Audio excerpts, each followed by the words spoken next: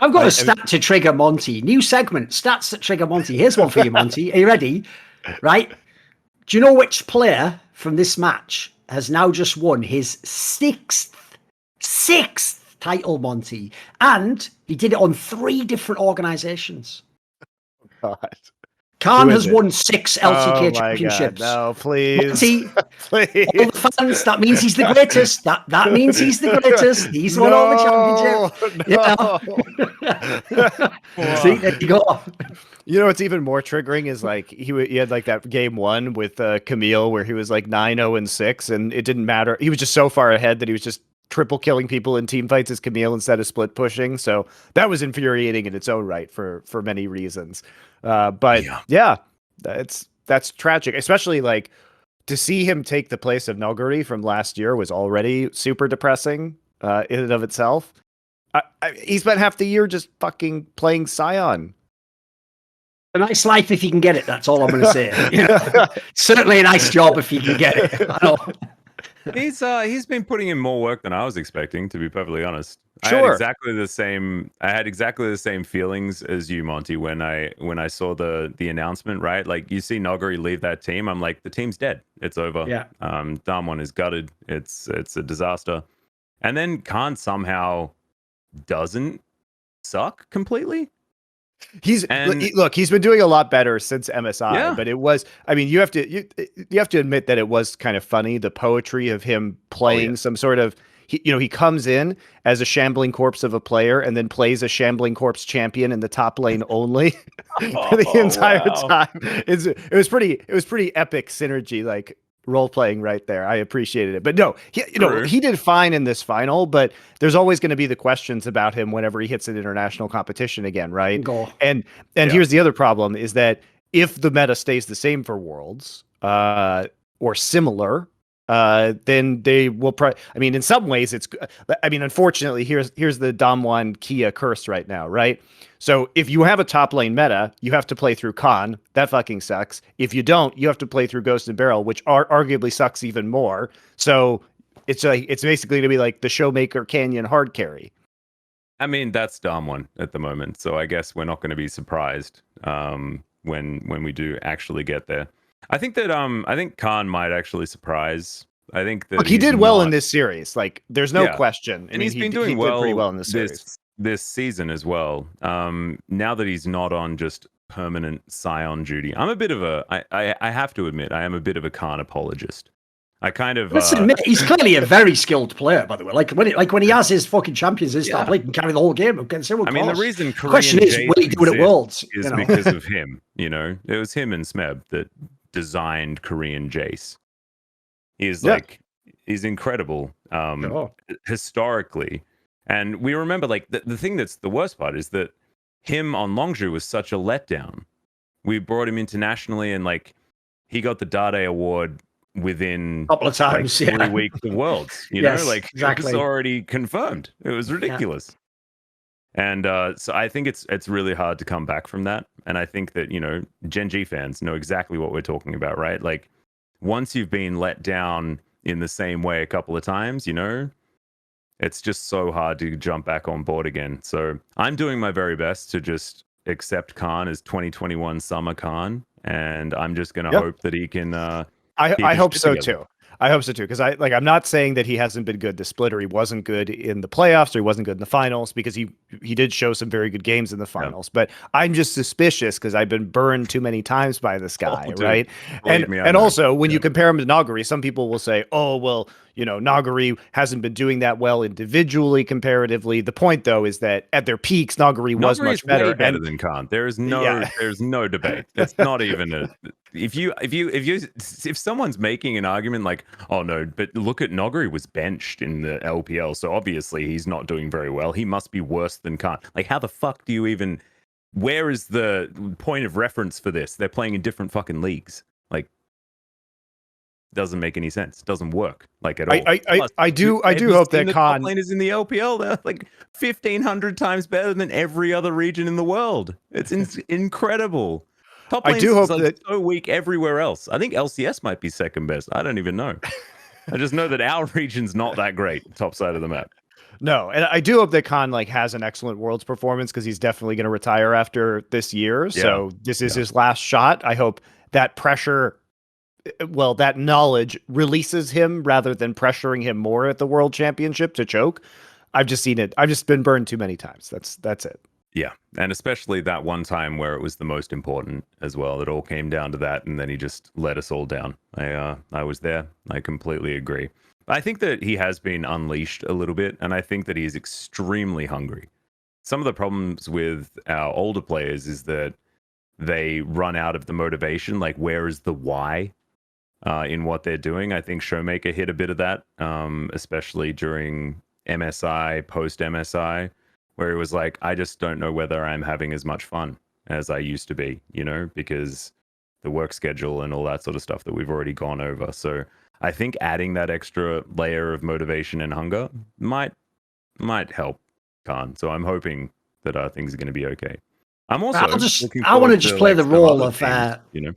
Let me just play the role of Wadid and Nemesis before the final. I give you just a nice dose of negativity to just ruin everything for you. Yeah, right, so remember, this year for Worlds, finally, Monty's dream for all those years, Korea gets 4 slots. Here's the good news. 4 slots. Here's the bad news. Here's who those are going to. Khan is on the best team. Then probably, like at this point, we've got T1's already there. Mega dodgy T1 that's all over the place. So they're the 2 teams that are qualified. Realistically, probably Nongshim's going to qualify. So don't worry, Peanut's going. And if it's not them, who could it be? It could either be Sandbox. By the way, most of those players you couldn't even, well, we could, but most people watching this show couldn't even name. And if it ain't them, it's fucking Deft sound. And like Chovy, mate. Come on.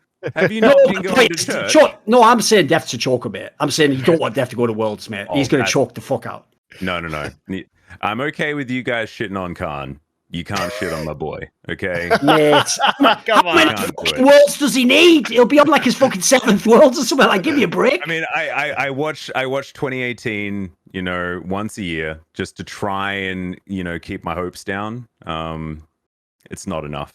I'm just always a Deft believer. By the way, Thorin, you didn't mention the other point of depression, which is that Genji also automatically qualified. The most boring.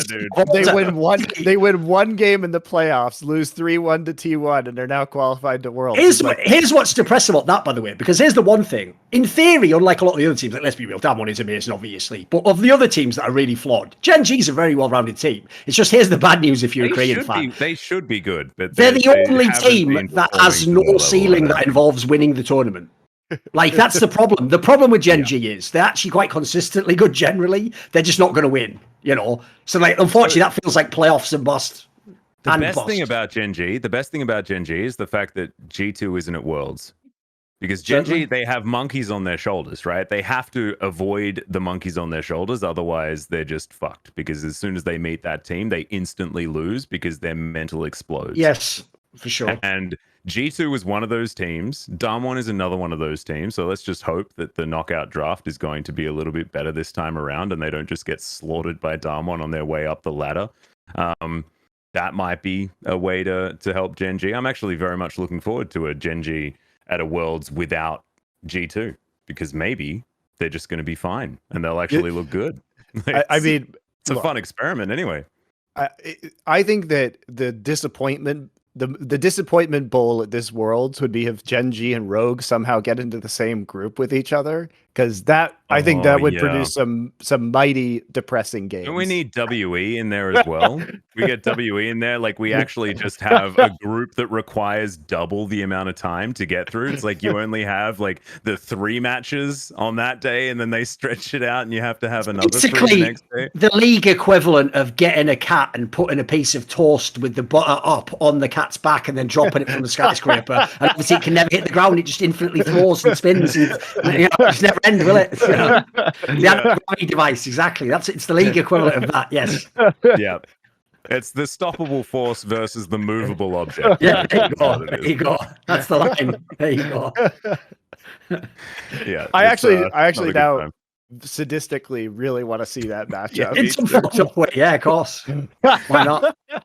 I saw a Reddit post about like the ultimate group for like game length, and it was exactly those 3 teams. I don't know who the North American equivalent is. Unfortunately, that's way outside my time zone. as you guys may have figured out, but I don't know who the slowest team necessarily is. But yeah, that was a good Reddit thread. That one, it definitely made me very excited to watch Genji at the World Championship. Heck yeah. Is there any bright spot that you can see for Genji at Worlds? Because it just seems like they're so predictable, and kind of ill-suited for this meta in a lot of ways that it's very difficult for me to be excited for them. Syndra's that's the thing that makes me happy, because BDD can play that champion almost consistently well. Sure. Also, the thing that gives me optimism for Genji is if I look at the players and know what they can do, I'm like, this team could win the whole thing. There's a world where you could wake up and they could all be sick. Of course, yeah. Yeah, that if I take out all of my preconceptions and all of the truth that I know about Genji, and just look at it on paper as these players with these hands and this history of cool shit that they've done, I'm like, damn, the potential's just massive for this squad. This is an incredible team. And then it all rushes back and it floods back in, and my dopamine's gone, and I realize that it's just going to be the same level. They just find creative ways to disappoint. And they need to get to like the knockout stage, sometimes the semifinals, before they do that. And that's the worst part, is they do it every year. I even wonder, actually, what's your take on this? Because I even feel like it'll sound weird, because they clearly actually do, by the way, the reason they've kept the line together, they clearly do enjoy playing together and clearly are like all on the same page or whatever. The problem is, though, I almost feel like that is a team where, no joke, like some of those players, obviously the big names, Clade, BDD, they would look better on other teams, in my opinion. Like if they were on different styles of team, they could be like the best players in their roles, pretty much. They actually have that potential. The problem is, I think in their team, I wonder if they like lack like some sort of creative tension. Like sometimes it can be bad that everyone's all on the same page and has the same agreement, you know. Sometimes you want like a little bit like, this guy's got friction, like this guy's a top laner, wants to split push, the rest of us want a team fight. What's the dynamic between what, you know, when do we let each person do that? What do you think of the players? Do you think the players are actually still good enough? I actually think that it's a really cool thing that you bring up, because Birdall subbing into the team, the sort of young prodigy god of Aurelia situation, he added that sort of special sauce that maybe Genji were missing, right? But then he was a little bit too much of that loose cannon. You could see like the rest of Genji were like, oh no, we can't do that. You'll mess up the drapes. And then they needed to have Rascal come back in. You know, like, what would the neighbors think? You know, that's just gauche. Yeah.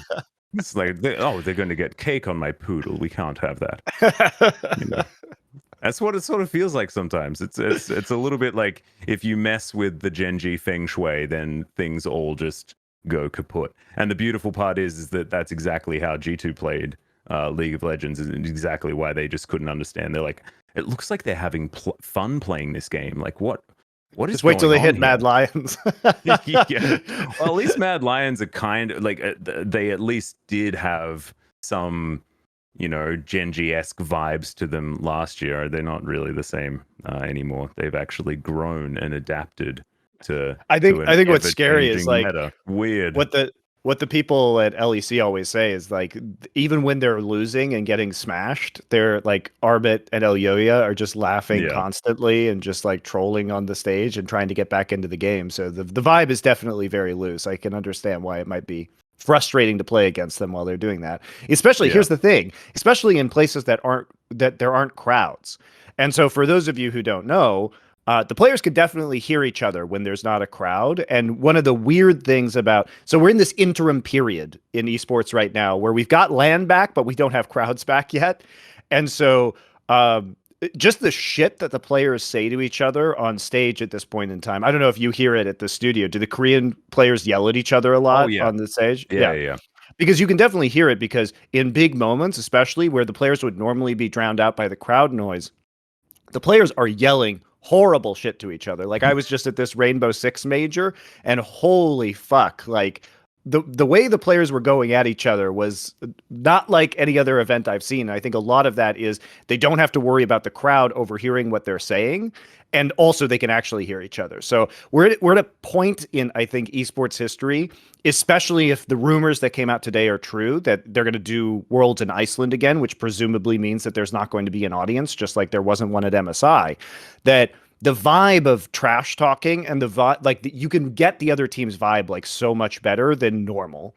And that's going to be really interesting. Which is actually some throwback shit if people don't know, because like back in the day, for example, in Counter-Strike, famously, if you were both at the same like convention center doing a tournament, like you might only be like 10 meters away from the other team. And by the way, the top pros, like they essentially had mental warfare the whole time. Like you would literally do shit like you would just shout like, "Is your mouse working? Is it unplugged?" or something after you just killed the guy just to tilt the fuck out of him. So I could imagine it would add a different dynamic to Worlds for sure. We had that actually in Australia, because we had this tiny little studio, and Australians, as you may have understood, are quite loud, talking shit. Yeah, of course. And they are also extremely vulgar. We also didn't record like mic check stuff or anything like that throughout most of it. And so we'd have interviews after the games where there's one guy, his name was Carbon, and he was just so fucking loud. The most loud. And that was actually one of the superpowers for this guy on LAN. Everyone didn't want to play against him because he'd just be screaming all the time whenever something right happened for Legacy, which was the team he was on back in the day. I imagine it's probably not quite as bad now, just because everything is recorded to be used on the show. No, they don't care. Because here's the thing, they can't actually, the players know that they can't actually show the comms of what's being said, right? Because what they're saying is so fucked up. This is the thing, like because the players want their cool shit to be shown, they try to like keep it civil and keep it okay. And so they find different ways to do it. I think it's added a layer of subtlety to the troll. So there's less like just blatant cussing and more creativity, which I think is actually fantastic. It's more fun for the comms that way. I'm just saying that for those people who are at home right now who haven't been to these events and like who don't understand the environment that's being created, is that it does get.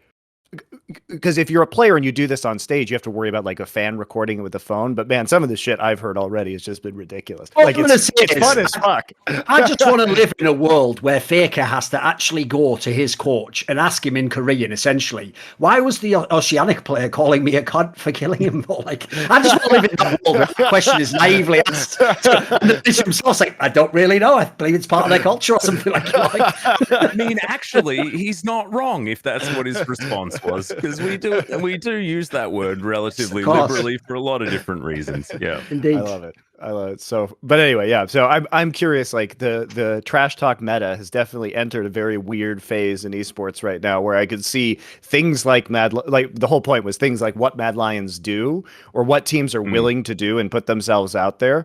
Could be very interesting, and like I am curious to hear some. Such a good addition to the team, man, because like that's what he always brought. It was the charisma, that extra layer. So maybe this was for quarantine meta. It's like you pick Khan for quarantine meta, and then you invite Noguri back because he wasn't having a very good time. Oh, by the way, we should also throw that in case someone's like a newer fan. The most egregious thing about Khan is actually the detail you just mentioned, but we were almost omitting as context. It's that not only did the guy choke away tons of times on the best Korean team, he always trash talked everyone at his role before he did it. Like, that is, listen, even though I love trash talk, that is the most egregious one. Because it's like, if you looked at his game, you'd think if anything, it'd be the other way around. He'd be the guy like really quiet, reserved, like don't want to. No, he was always sort of like, dude, my favorite one was the one before the Longzhu one, where he told everyone they were going to have to bow to him at the event. And then he just fucking lost it in China. Like, you idiot, what are you doing that for? The hubris of the man is incredible, isn't it? I love it. I love people like that. The best part is like, if you feel uncomfortable after doing that, and then you're like, oh well, maybe I'm just terrible, and this is the worst. But I have respect for him because he never fucking stopped. He just like. He had that moment. Yes, he was a bit demure for like maybe a couple of weeks or something like that, but it's just straight back to giga confidence immediately afterwards. It didn't matter. None of us believed him after that. However, kudos to the man for just sticking to his guns and still claiming that it was all just the same as it was. And domestically, it kind of was for a really long time. He's always good domestically, pretty much. Yeah. I also like that even when Korea was a great region to be good domestically in. It's just even then, just kind of it's no small feat, of course. Yeah. I like the fact that we're hearing some trash talking out of Coma too, like in the lead up to the finals, him saying that he wanted to stop Faker from winning another championship. Another segment, which is Thorin updates Coma on reality because everyone else keeps you in a bubble, Coma. You don't have 10 championships in the context of you versus Faker. Faker has about 8 of those, and you can have, you can have 3. There you go. You can pick whichever 3 you want. You can take those 3. Faker can have the other 7. I think I've been more than generous with that. You can have the easy Hoon final. Come on. Basically, you can make the pull and alter this deal further because this is a fucking joke, man. Exactly, I know. What are you talking about? Like, because in that scenario, like, all the championships don't go to everyone, do they? But here's the thing: this is a really extreme exaggeration. But imagine if Wolf had left and gone to another team, and he was like, "I wonder who'll win the next LCK Faker, you or me?" It's like, well, it wouldn't be you carrying the whole games, would it? You mean in whose pocket were you? So even though I'll say this, listen, Cobra obviously was the head coach; he did do a lot, but like that angle was a bit whack because he almost did try to make it like, if I get it, then I'm on 10 and Faker's on 9. It's like, it doesn't work that way, but okay. If you say so, Cobra, whatever you say, mate. That way. He was on the team that won the championship. But if anything, it's only by technicality he has 10. Yes, right. Exactly. You're correct on that. Yeah. So you look at the ledger and yep. Yeah, true. Nailed it. How you get there, the journey, irrelevant in this particular argument. Okay, Thorin, you can just take your actual facts and technicalities away because, of course, Coma now has 10 trophies. I'm also just going to throw this out there. I don't want to rain on anyone's parade, but fuck it. It's a nice day, isn't it? All I'll say is this. It's a bit mental that you can actually play in the final the team that you have the former head coach of as your analyst. Like, okay, only Korea can do this, apparently. Like, I don't even understand. That, if people don't understand, let me just put this in context for you. Imagine, after the spring split this year, the guy who was the head coach, Freddy122, of Rogue, just joined Mad Lions as their analyst. And in summary, he was like, yeah, they do all this shit, just draft like this. And it's like, what? What about Dardoch joining Immortals as a coach after basically knowing all of Dignitas's strats and everything? That is wild, isn't it? I do think that there should be some sort of level of non-compete. Yeah. Yeah, concept I don't know what the rules tied. You can't compete because you've already played for one team. It should be something like that, in my opinion. If you have to leave Japan, maybe for a whole season, you have to do something else. Like go to another region, maybe that's the rule. Maybe there needs to be some more transparency on what a coach actually does for every team as well, right? Because a coach's role is so fluid. Like from each team that you look at, it's either they do everything or they do nothing. Like I think in T1's case, they were doing basically nothing throughout the. It's actually hard to know what Coma does, right? Because I know Pumandu is usually the guy put as doesn't he do the draft or whatever? So Coma's the head coach. Like he's not their drafting coach. Yeah. So it's different from what he was in T1 if people don't know. Like he used to basically be in the analyst or strategic coach position in T1, right? Well, until the end, of course. I mean, yeah. I think Zephyr took over for a couple of years or something like that. Yes. But for a lot of the times, Coma was obviously out there. But even backstage, it's not like you're watching the Mighty Ducks, and we get to see what Coach Bombay does every single day, and we're like, oh my fucking God, what a beat! Like, how did he manage to motivate these children? I'm so heartwarmed. Like, we don't get to see any of that. Like, we don't know. Like, where's the Coach Carter of the LCK? Dude, you just made me realize what we need in League for real. And this would be so simple to make if someone would do it, though. Right? If you've ever watched any American major franchise sport, they always do this tradition where they basically film the top teams, and every time someone wins the championship, there is a DVD that's their story of how their season went and how they won the championship at the end. Could be the NBA, NFL, whatever. Whoever the champion is always gets the feature DVD, as it were. I don't know why they haven't thought of that for Worlds yet. Just basically pick the top 2 seeds from each region, film them all, and then whoever wins give us this. Because what I'm thinking of is this: once the year ends, often your players change, sometimes you change career, obviously the meta all changes. Once the year ends, you actually probably would in most cases be comfortable if you could discuss what your actual strategy was. Because what I would love is to do the talking head interviews in the whoever wins Worlds, if they could actually tell you, Atlas, oh no, we came in with this game plan in the quarterfinals, but that would be amazing, wouldn't it, if they could do it with the freedom of not worrying about sort of giving away the trade secrets, as it were.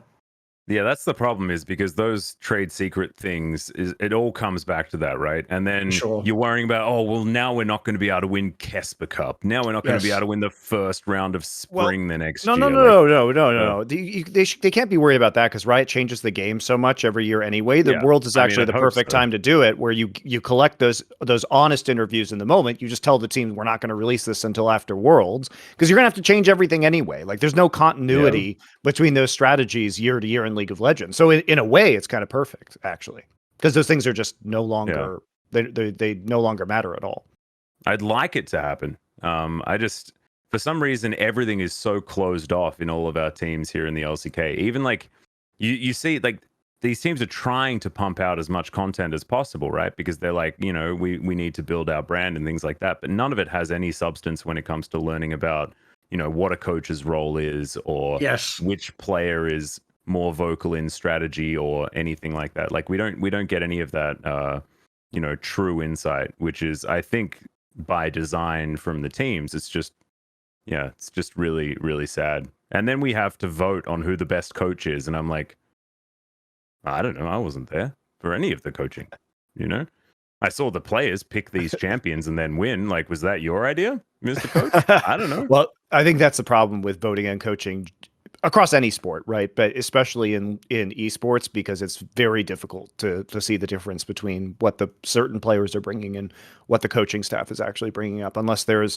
are, I think, certain exceptions where it's like pretty obvious that the coaches or management is doing a lot of things, like in Mad Lions, for instance. But it's tough in a lot of instances. I think that's because of transparency, though, right? Because I think Mad Lions are very, very good at getting in front of it and doing an extra layer of explanation. I think Mac has been, very, very good at that. So I don't know. It's also that you can see specific management decisions, like swapping out certain players that make sense in the context of the team. So that the coaching staff actually is doing good things, right? I think that's one of the big differences with Mad Lions as well. Want to see more cool, funny, interesting clips based on topics from my content? Well, subscribe to this channel then, or, be a pleb and don't.